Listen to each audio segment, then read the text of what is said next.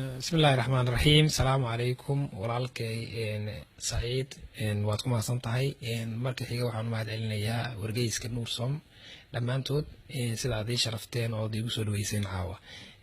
halka kan inaan la qaybtamo walaalahayga Soomaaliyeed ee dunida dacaladeeda iyo dalkeenii hooyaba ku nool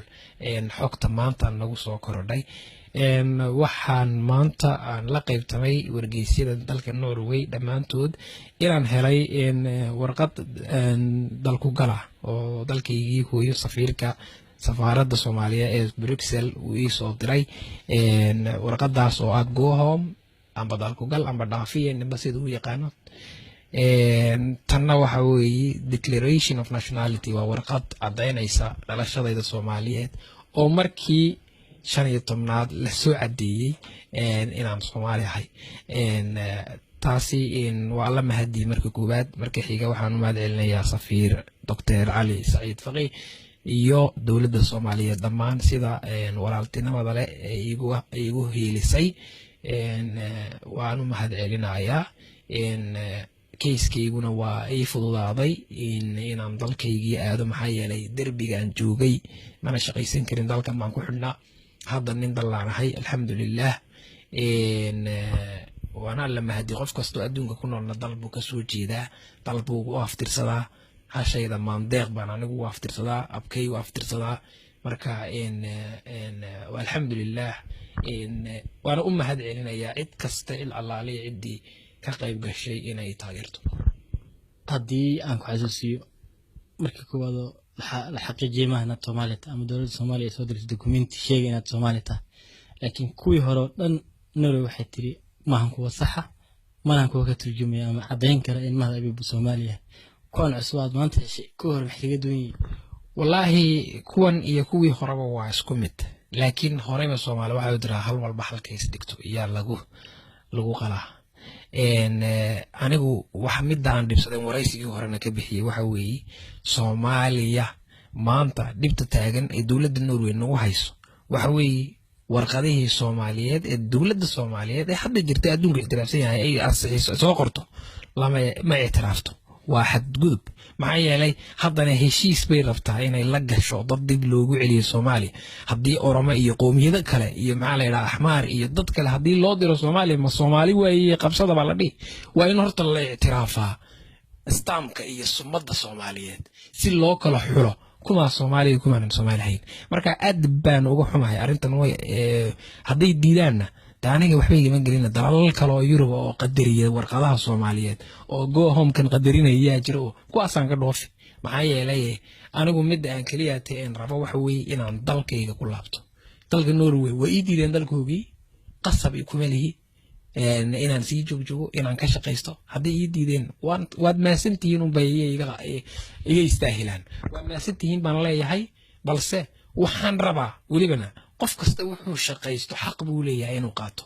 war waxaan shaqeeyay intaasoo sano gunnadeydii hal la isiiyo si aan noloshayda cusub ugu start gareeyo dalkayga hooyo oo dib u dhiska dalkayga aan uga qayb galo kiiskii maxkamad marka ku xukuntay racfaan baa qaadatay racfaankii weli jawaab baa ka sugaysaa marka micnaheedu hadaa waddan ka baxdid kiiskaagii Norway markaas ku burburay mise si kale ku sii wadi kartid baa jiro may deeyaano dalka ka maqan kiiskaas waa iska soconaya horta dawladda Norway anigu warqadahoodii way qaateen iyaga iskale horena waan u sheegay wax qasab oo ii soo cisha dhigi karana ma haday diidaan oo diidaan balse meesha waxa yaala Soomaaliya mati kuma Soomaaliya su'aasha la isweydiiyay kuma Soomaaliya ma reer soo ka Soomaaliyeed baa jira maya Soomaali baan wada nahnay nin kastoo af Soomaali ku hadlo dhigiisu Soomaali yahay waa Soomaali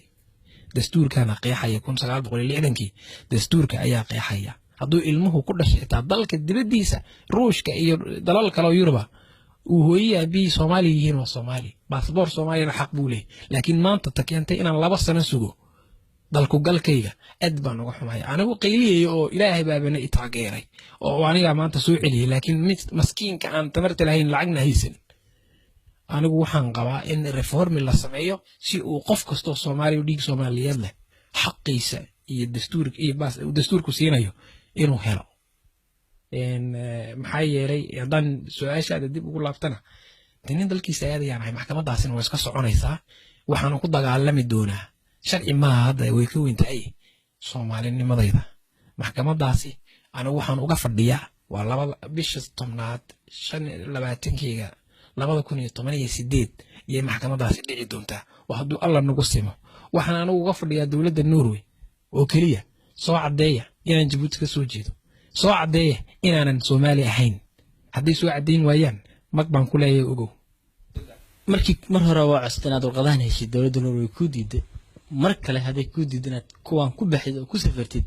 maxaa wada kale ku furan dowladda Norway waxay diiday inay si travel document iyadu bixiso laakiin dalkaygii hooyatan hadaysiiyay haday tan ii diiday inaan baxo waa gardarra cad baan qaba ay ku keentay amba ay ku hayso dalkaygii hooyay Soomaaliyeed taana jawaabteeda waxa ka bixin doona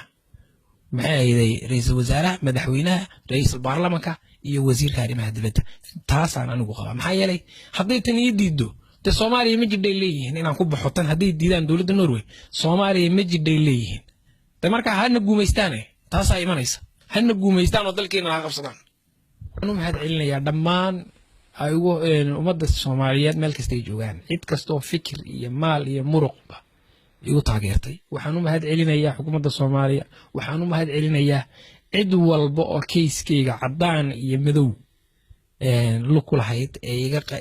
haday tala tahay haday maxaa la yiraahdaa muruq tahay maal tahay bay igu taageertay waxaan u mahad celinayaa wargeysyada dhamaantood sida sharafta leh mar walba ay sharfiyeen in ugu xasuumayeen in aan la qaybtamo fikirkeyga iyo maxay in taladayda ummadda Soomaaliyeed meel kasta ay joogto alxamdulillah nin dallaa dibaaqsada hore baan u dhahay nin dallaa dibaaqsana doona madaxtinimo karaamiyo izana yeesho dadkuna wada ciisayaan haddaan dal leeyahay alxamdulillah taana waxaan ka filayaa xukuumadayda wasiirka arrimaha dibadda uu soo socdaay isaguna inuu arrintan wax ka dhaho wasaaradda arrimaha dibadda dalka Norway la kulmayahay uu in yar xogaha dhiig iska shuu yiraahdo warqadaha Soomaaliya la tixgeliyo hal la ictiraaf maxaa yeelay qaxootiga la soo celinayo qoomiyad kasta yeelan kartaa haddii la tixgelino warqadaheena sidee u ogaanaynaa qofka noo soo noqonaya Soomaaliya inuu yahay kale wabillahi tawfiiq